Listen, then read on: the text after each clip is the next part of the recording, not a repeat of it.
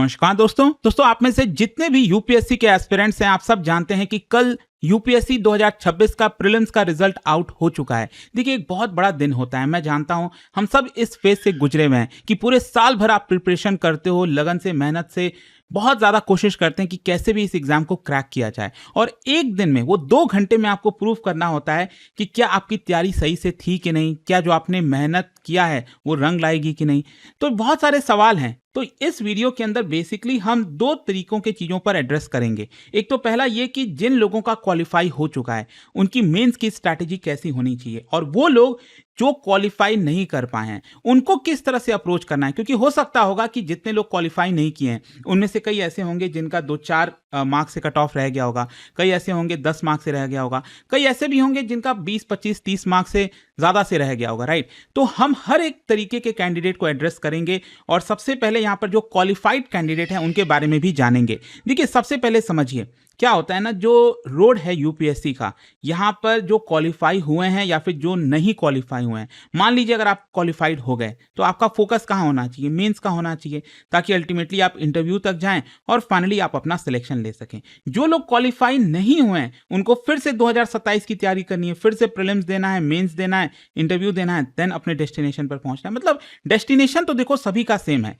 तो UPSC prelims 2026 के अगर हम कुछ नंबर्स की बात करें तो आप सब जानते हो 24 मई को एग्जाम हुआ था, 15 जून को जो है रिजल्ट आ गया, मतलब हार्डली 20 दिन के अंदर अंदर रिजल्ट आ गया। और वैकेंसीज इस बार कितनी है, 1000 से ज्यादा हैं। कितने कैंडिडेट्स रजिस्टर्ड थे, 8 लाख से ज्यादा। और कितने मेंस के लिए क्वालिफाई किए हैं, 13,343। मतलब ये हुआ हर एक वैकेंसी के लिए 13 कैंडिडेट्स मेंस के लिए शॉर्टलिस्ट किए गए हैं। मतलब मेंस में जितने भी लोग शॉर्टलिस्ट हुए हैं उनमें से हर 13 में से एक पर्सन जो है आपका फाइनली यूपीएससी के लिस्ट में उसका नाम आएगा। और मेंस जो है आपका कब से स्टार्ट हो रहा है, ये होगा आपका 21 अगस्त से। मतलब अब आपके पास 65 डेज बचा है और इसी को लेकर आपको प्रिपरेशन करना है। अब क्वेश्चन ये आता है कि इमीडिएट एक्शन आपका क्या होना चाहिए। देखिए जितने भी लोग क्वालिफाई हो चुके हैं आपके पास मौका है 10 दिन का। 19 जून से 28 जून के बीच में आपको upsconline.nic.in पर जाना है और अपने कैंडिडेचर को कंफर्म करना है। 200 रुपये का फीस आपको जमा करना है, except for female, SC ST। तो उनके अलावा सबको 200 रुपये का फीस जमा करना होगा। जो अपना कैडर प्रेफरेंसेस हैं वो सब फिल करने होंगे, जो भी अपडेट करना है वो आपको करना है, ताकि आप बता सको कि देखो आप वही कैंडिडेट हो जिन्होंने प्रीलिम्स क्वालिफाई कर लिया, अब आपको मेंस का एडमिट कार्ड चाहिए। ये बहुत इंपॉर्टेंट है। अगर आप ये नहीं करोगे तो जाहिर सी बात है आपको जो एडमिट कार्ड है वो नहीं मिलने वाला और फिर आप मेंस नहीं दे पाओगे।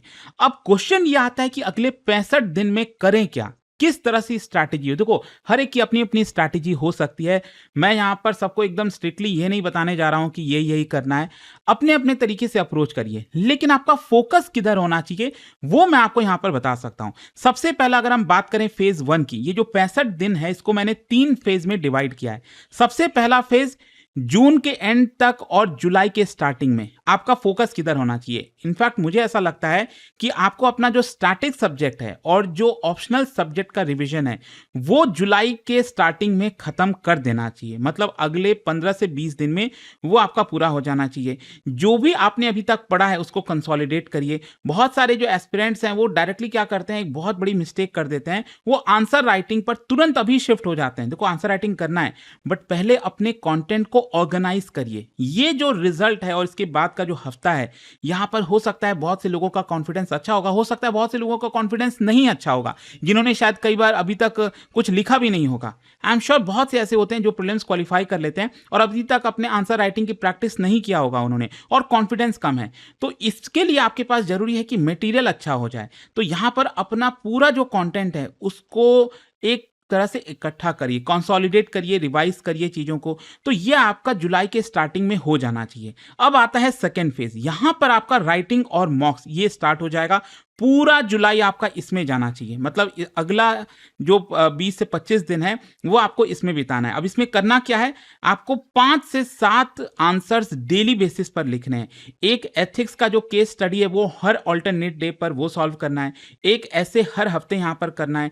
ऑप्शनल आंसर राइटिंग प्रैक्टिस आपको रेगुलरली करनी है। फिर इसके अलावा जो फुल लेंथ मॉक होता है उसको प्रैक्टिस करना है एक प्रॉपर टाइम कंडीशन में। जैसे आप मेंस में एग्जाम दोगे 3-3 घंटे का, तो उसी हिसाब से आपको यहाँ पर भी करना है। And this is the most critical phase of preparation. ध्यान रखिएगा, इस स्टेज में काफ़ी हद तक डिसाइड होगा कि आपका जो सक्सेस है, वो होने वाला है कि नहीं। क्योंकि देखो अल्टीमेटली क्या होता है ना, जब आप एग्ज़ाम में जा रहे हो, मेंस क्योंकि क्या है, अब एमसीक्यूज़ में तो क्या है कि सिंपली गोला करना है यहाँ पर, राइट? और उसमें डिसाइड हो जाएगा कि कितना कट ऑफ गया, क्या चीज़ें हैं। अब आंसर राइटिंग में क्या होता है मेंस में, कि आपको कन्वे करना है, जो इन्विजिलेटर है आपको बताना है कि भाई आपके पास ये नॉलेज है, जो क्वेश्चन की रिक्वायरमेंट है आप उसको फुलफिल कर पा रहे हो कि नहीं। तो यहाँ पर एक चीज़ समझिए, नॉलेज से ज़्यादा यहाँ पर प्रेजेंटेशन बहुत ज़्यादा मायने रखती है। अगेन मैं ये कह रहा हूँ, प्रेजेंटेशन का मतलब ये नहीं है कि एकदम एकदम सुपर डुपर हैंड राइटिंग, वो अलग चीज़ है।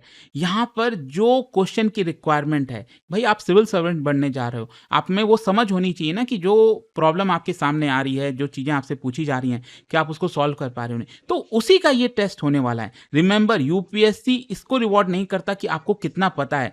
यूपीएससी उनको रिवॉर्ड करता है जो लिमिटेड टाइम में अपने आंसर्स को लिख पाते हैं। That's it. एंड हर एक आंसर आपका 7 से 8 मिनट में कंप्लीट हो जाना चाहिए। तो ये पूरा जुलाई के एंड तक आपका चलेगा। फिर अगस्त में, मतलब जब तक आपका मेंस का एग्जाम स्टार्ट नहीं हो जाता, ये आपका फेज 3 चलेगा, फाइनल रिवीजन। और यहां पर आपको क्या करना है, एटलीस्ट 3 फुल रिवीजन लगाना है हर एक जीएस पेपर का। मतलब मेंस में जाने से पहले, एग्जाम हॉल में जाने से पहले 3 फुल रिवीजन, जो आंसर होता है पूरा, वो आपको अपने जीएस पेपर का करना है, हर एक जीएस पेपर का। और यहाँ पर मल्टीपल रिवीजन करना है। एथिक्स के कीवर्ड ये बहुत इंपॉर्टेंट हो जाता है, स्पेशली क्योंकि कई बार मैंने देखा हूँ कि जीएस में बहुत लोग अच्छा कर लेते हैं, जो एथिक्स वाले सवाल होते हैं उसमें वो फंस जाते हैं, जो जीएस 4 हो गया। तो वहाँ पर एथिक्स के कीवर्ड्स, केस स्टडी, ये बहुत मायने रखता है। ऑप्शनल के जो नोट्स हैं उसको रैपिड रिवीजन करना है। ऐसे का फ्रेमवर्क बना लीजिए। समझ लीजिए कि ऐसे जब कोई भी टॉपिक आए तो आपको पता होना चाहिए कि लैटरल जाना है कि वर्टिकल जाना है। देखो दोनों तरह से जाना चाहिए। देखो अगेन आई एम श्योर कि आप में से बहुत से लोगों को शायद नहीं समझ में आया होगा मैं क्या कह रहा हूं। बेसिकली ऐसे में क्या होता है ना, बहुत लंबा चौड़ा आपको लिखना है।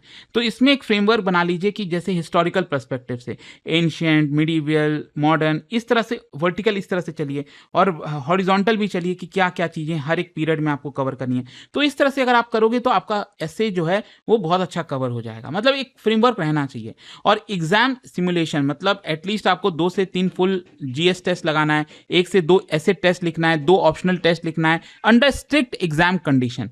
एंड यहाँ पर आपको अपने आप को ट्रेन करना है कि कैसे 3 घंटे के अंदर अपना वो आंसर कर पा रहे हो कि नहीं। आंसर क्वालिटी आपको मेंटेन करनी है उसी 3 घंटे के अंदर, और टाइम प्रेशर को भी मैनेज करना है। तो अल्टीमेटली देखिए, मैंने जो आपको समझाया इसमें यह है, जो गोल्डन रूल है मेंस 2026 के लिए, वो ये है कि जून में आपका कंटेंट बिल्ड होना चाहिए, जुलाई में आपका आंसर स्किल्स बिल्ड होना चाहिए, और फाइनली अगस्त में जो रिवीजन और कॉन्फिडेंस है उस पर बिल्ड करिए। अगर आप इसको करते हैं, जो भी कैंडिडेट इन सभी चीजों को बैलेंस कर पाएगा, आई एम श्योर कि उसको मेंस क्रैक करने से कोई नहीं रोक सकता। मतलब आपको देखो, कोई नया टॉपिक स्टार्ट नहीं करना है, प्लीज मत करना, नए टॉपिक पर मत जाना। यहां पर शॉर्ट नोट्स पर फोकस करना, फ्रेमवर्क पर फोकस करना, प्रीवियस ईयर क्वेश्चंस पर फोकस करना। 2027 की रीस्टार्ट स्ट्रैटेजी, अब क्योंकि ये तो हमने बात कर ली जिनको मेंस लिखना है। अब जिन्होंने यहां पर क्वालिफाई नहीं किया, इसमें जो सबसे बड़ी प्रॉब्लम होती है ना, मैंने देखा है कि जिन लोगों का प्रीलिम्स नहीं क्रैक होता है, वो आज ही के आज, मतलब कल रिजल्ट आया होगा, वो आज ही के आज जो है एक बहुत ही इमोशनल डिसीजन ले लेंगे। देखो यहां पर आपको ये नहीं देखना है कि यूपीएससी आपके लिए खत्म हो चुका है, आज मत डिसाइड करो। मतलब हो सकता है बहुत से लोगों के लिए यूपीएससी खत्म हो गया हो, वो जर्नी खत्म हो गई हो, लेकिन वो चीज आपको आज डिसाइड नहीं करनी है। क्या आपको प्लान बी पर शिफ्ट करना है कि नहीं, ये आज आपको डिसाइड नहीं करना है। Whether you should compare yourself with others, ये आज आपको डिसाइड नहीं करना है। Whether all your efforts were wasted, ये आज आपका डिसाइड नहीं होगा। रिजल्ट के बाद जो है आपका इमोशंस बहुत पीक पर रहता है और क्लैरिटी एकदम कम रहती है। इसीलिए रिमेंबर, प्रीलिम्स रिजल्ट आपके पूरे परफॉर्मेंस का आप रिफ्लेक्शन नहीं हो सकता, क्योंकि वो तो एक दिन का रिफ्लेक्शन है ना। एक दिन आपने क्या किया, क्या आप हो सकता है वो आप डिफरेंट स्टेट ऑफ माइंड, मतलब स्टेट ऑफ माइंड में हो सकता है वो आपका दिन खराब हो, नहीं निकला होगा। So it does not reflect your intelligence. आप अपने पर शक मत करिए कि भाई मैंने इतना कोशिश किया, इतना पढ़ाई की, मेरा प्रीलिम्स नहीं निकला, I am sure it's a big setback, don't worry. आपका इंटेलिजेंस रिफ्लेक्ट नहीं करता, आपकी पोटेंशियल रिफ्लेक्ट नहीं करता, आपकी जो लॉन्ग टर्म कैपेबिलिटी है ये रिजल्ट रिफ्लेक्ट नहीं करता है। If you want to evaluate, अगर अपनी यूपीएससी की जर्नी इवैल्यूएट करनी है, आपको प्लान बी एक्सप्लोर करना है, अपनी स्ट्रैटेजी को रीथिंक करना है, तो अपने पहले माइंड को काम रखिए, एक ऑनेस्ट एनालिसिस करिए। मतलब जो भी आपकी अभी तक जर्नी रही है ना, उसको प्रॉपरली पहले एनालाइज करिए, तब यहाँ पर जो डिसीजन लेना है रख लीजिए। आज एनालिसिस का दिन है, आज डिसीजन लेने का दिन नहीं है। मतलब पहले समझिए कि गलत क्या हुआ, देन यू शुड डिसाइड कि व्हाट नेक्स्ट। ठीक है, तो यहाँ पर देखो क्या है ना कि अब आपकी कैटेगरी क्या है वो समझिए। हो सकता है एक एक कैटेगरी के स्टूडेंट्स होंगे जिनका 1 से 5 मार्क्स से कट ऑफ रह गया होगा। ठीक है, तो यहाँ पर आपको रिफाइनमेंट की जरूरत है, आपको अटेम्प्ट देना चाहिए, नेक्स्ट रिफाइन करना होगा अपनी प्रिपरेशन को। जो एक और कैटेगरी के स्टूडेंट्स होंगे जिनका कट ऑफ 5 से 15 मार्क्स से रह गया होगा, तो यहाँ पर आपको स्ट्रैटेजिक करेक्शन की जरूरत है, एक मेजर चेंजेस की जरूरत है अपनी प्रिपरेशन में। और कुछ ऐसे कैंडिडेट्स होंगे जिनका बहुत कम मार्क्स आया होगा, आई डोंट नो, मतलब शायद ज़्यादा सीरियस नहीं होंगे या फिर कुछ प्रॉब्लम हुई होगी उस दिन। तो यहाँ पर तो आपको पूरा का पूरा अपना जो फाउंडेशन है उसको रीबिल्ड करने की जरूरत है। मतलब डिफरेंट प्रॉब्लम के लिए डिफरेंट सोल्यूशन की जरूरत है। दूसरे के स्ट्रैटेजी को आपको कॉपी नहीं करना है ब्लाइंडली।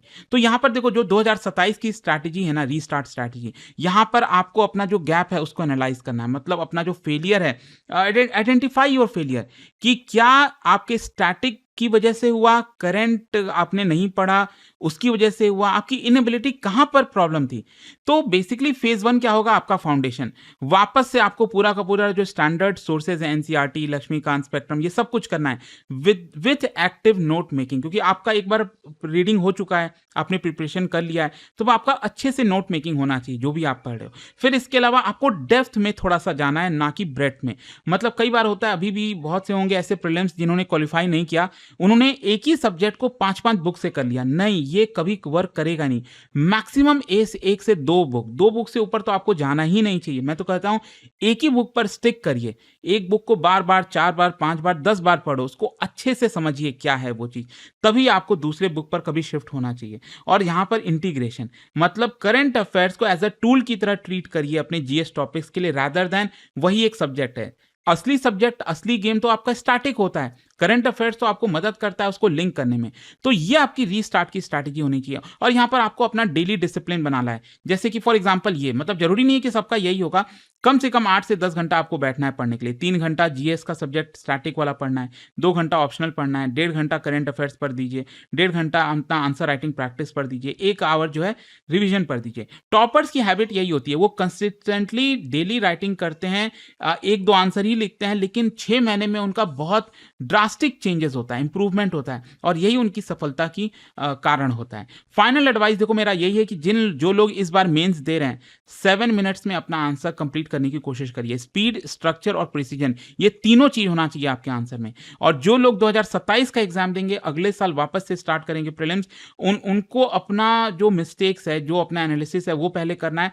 अभी प्रेशर में कोई भी डिसीजन नहीं लेना है। रिमेंबर, ये जो एग्जाम है वो कंसिस्टेंसी का है, मोटिवेशन से सिर्फ काम नहीं चलता। मोटिवेशन से 1 या 2 दिन आप बहुत ज़्यादा पंप अप रहोगे, पढ़ाई कर लोगे, उससे कुछ काम नहीं होगा। अभी स्टडी आईक्यू पर मैं सोच रहा हूँ कि और ज़्यादा मेंटरशिप, क्वालिटी एनहेंसमेंट सेशन, इस तरह की चीज़ें लेकर आता रहा हूँ। आप भी चेक करते रहिएगा। आई होप कि आपको अच्छे से डिटेल में समझ में आ गया होगा। वैसे मैं आपको बता दूं, स्टडी आईक्यू पर अगर आप यहाँ पर कोई हेल्प लेना चाहते हैं, आप हमसे बैच लेना चाहते हैं जिसमें आपकी कंप्लीट प्रिपरेशन हो, प्रीलिम से लेकर इंटरव्यू तक पूरी तैयारी आप चाहते हो, तो ये आरंभ बैच है दोस्तों, अभी लिमिटेड टाइम के लिए। इनफैक्ट 18 जून तक के लिए आपके पास मौका है 50% फ्लैट डिस्काउंट का। ये आप अवेल कर सकते हैं। कोई डाउट है, प्रॉब्लम है बैच से रिलेटेड कि आपका पूरा सिलेबस कब कंप्लीट होगा, मेंटरशिप कैसे मिलेगी, टेस्ट सीरीज, रिवीजन, इनफैक्ट मैं आपको बता दूं कि यहाँ पर हम अलग अलग स्टूडेंट्स के अलग अलग फीचर्स लाए हैं। जिन लोगों को सिर्फ लाइव क्लासेस चाहिए वो बेसिक ले सकते हैं, जिनको और फीचर्स चाहिए यहाँ पर 1-to-1 मेंटरशिप वगैरह वो स्टैंडर्ड ले सकते हैं, जिनको 18 बुक्स का पूरा सेट, पहल, बहुत सारी जो चीज़ें चाहिए सब कुछ वो एलीट वाला ले सकते हैं। जो आपकी रिक्वायरमेंट है, कोई प्रॉब्लम है, डाउट है, ये फोन नंबर दिया है, इस पर कॉल करिए। And remember, use this code Ankit live, link comment section में भी दिया हुआ है, वहां पर जाकर भी आप कर सकते हो। स्टडी आईक्यू के ऐप पर जा सकते हैं and use this code for maximum discount. Hope कि ये जो वीडियो है वो आपके लिए हेल्पफुल रहा होगा। Thank you so much. Study IQ IAS, making India smarter and better.